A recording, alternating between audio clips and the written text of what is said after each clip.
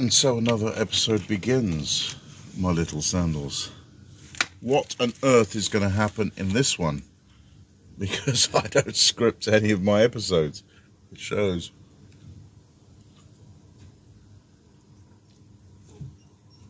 I'll probably just have about 100 disjointed clips filmed over various days that I'll just add a bit of music and narration to, hopefully, to make some kind of an interesting plot. And speaking of interesting, I've made a friend called Pat who lives in the area, and he likes to walk in the countryside. Say hello, Pat. Hello there. Now, Pat's a very humble chap, but he's was a pilot in the Malaysian war, and you were very successful because you kept the communists out of Malaysia. Unfortunately, the Muslims took over. Yeah, so... But otherwise, it was a roaring success, wasn't it, that campaign?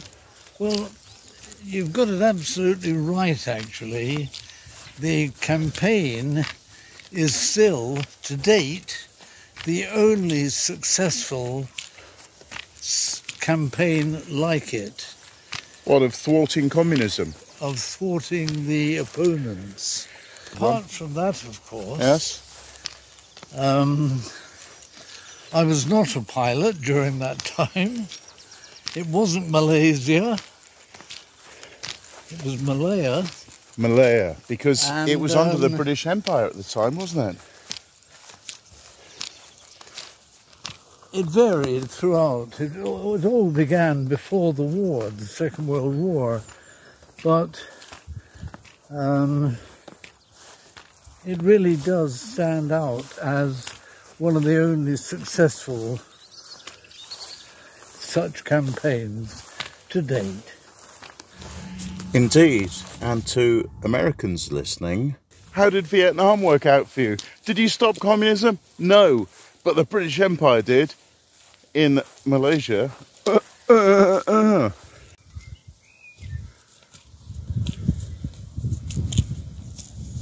speed of the man. Barely keep up. But Americans, the good news is, you'd be pleased to know, I went to Vietnam about 10 years ago, and I can report that they got so bored of the communism that they fought you so hard to win, that they're now just living a successful capitalist dream over there. Right. Yeah.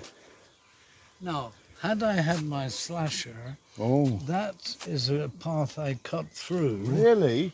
It was there, but the slasher would, make that up to date, and we just get through into that field.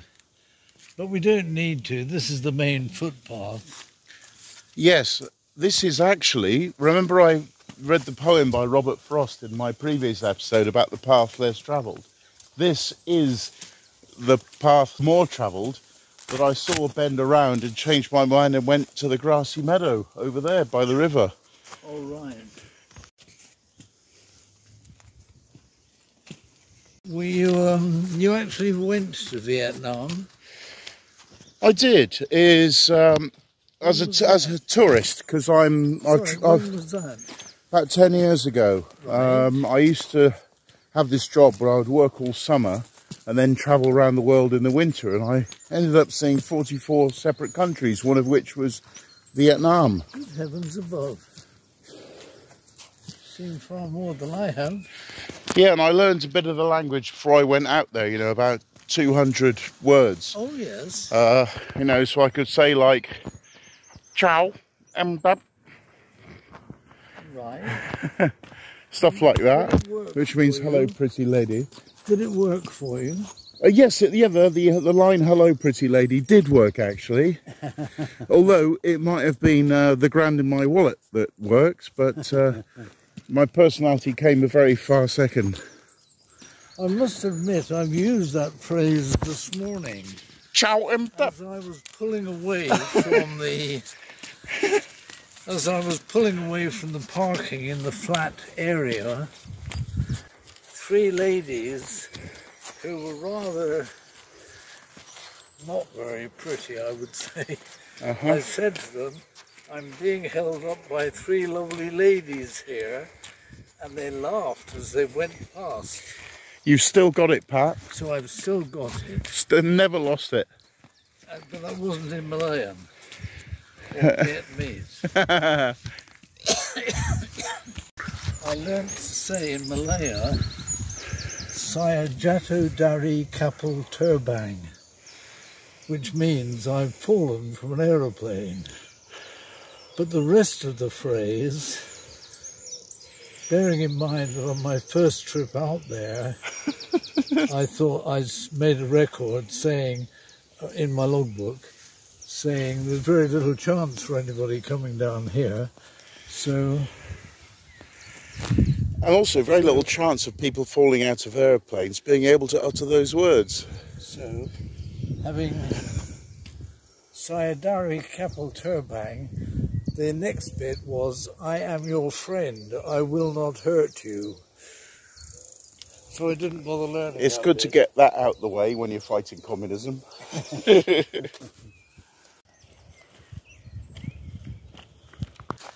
To see them, they would put up smoke.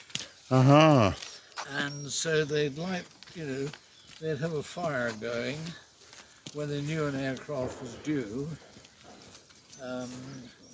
They could fire off flares as well, but the smoke gave us a positive, it was there all the time. So your job was a drop zone spotter, was it? Well, the aeroplane needed to find the dropping zone because it was thick rainforest.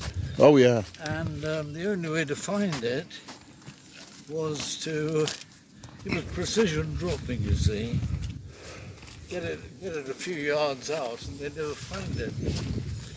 So, I'd go around as the communicator, I was the wireless operator, and I would say, put up smoke. And I'd say, Bikain Isap. No, I wouldn't. I'd say, Bikain Roko. And I did this for several months. Is that Malaysian or RAF code? That was Malayan. Uh-huh. Bikain Roko. Until one of the dropping zone wireless people told me that Roko meant cigarette. Uh-huh. So I'm saying put up fag instead of put up cigarette, instead of put up smoke. So I had to stop that. That was funny, I thought. Yes, that's the danger of learning a language from the dictionary rather than talking to local ladies in bars, for example. I imagine.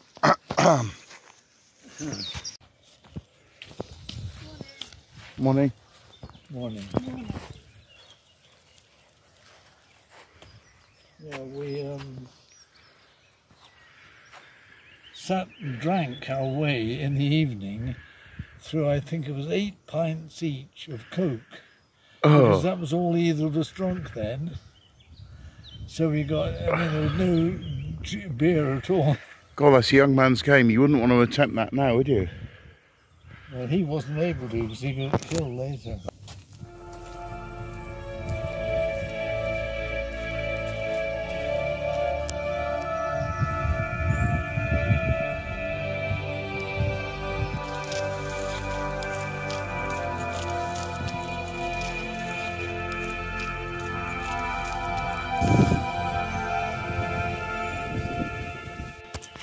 Oh!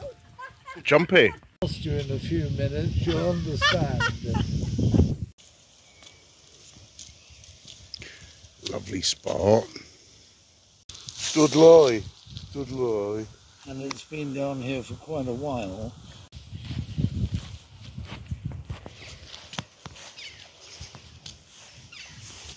The way I'm going is across to that corner, Yeah. then along and up.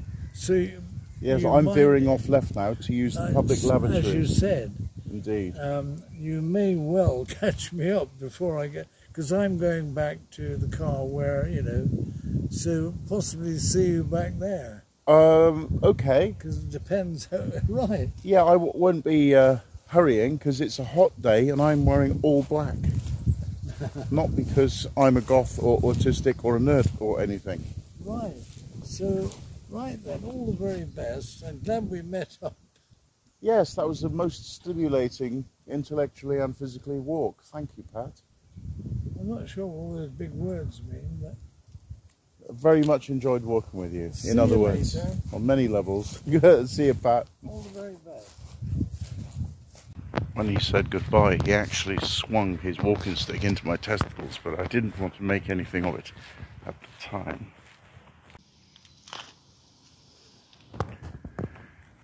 Well, you can't fault the countryside in Derbyshire. It is spot on. To think of all those nations like Malaya rescued by brave veterans like Pat from the horrors of communism, it dawns upon one that those nations are not returning the favour to rescue us. We're on our own.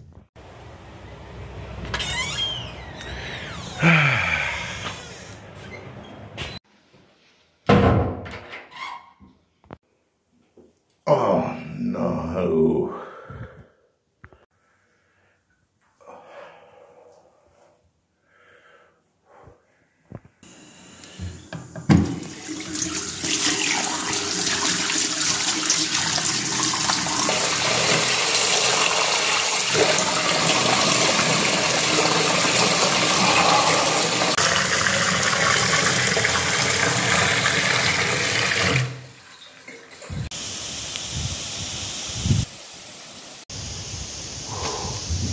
No, I'm not going to rush back to rendezvous with Pat because that boy can really move.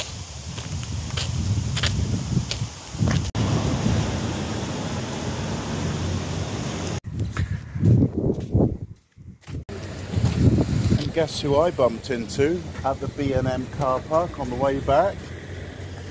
Yeah, Pat. Going to ask me a question? No, I'm not. I'm going to get organised. Where I left you, Yes. where did you go from there? You came back and then you went along the road? Or No, where? I went to the gardens by the river. Yes.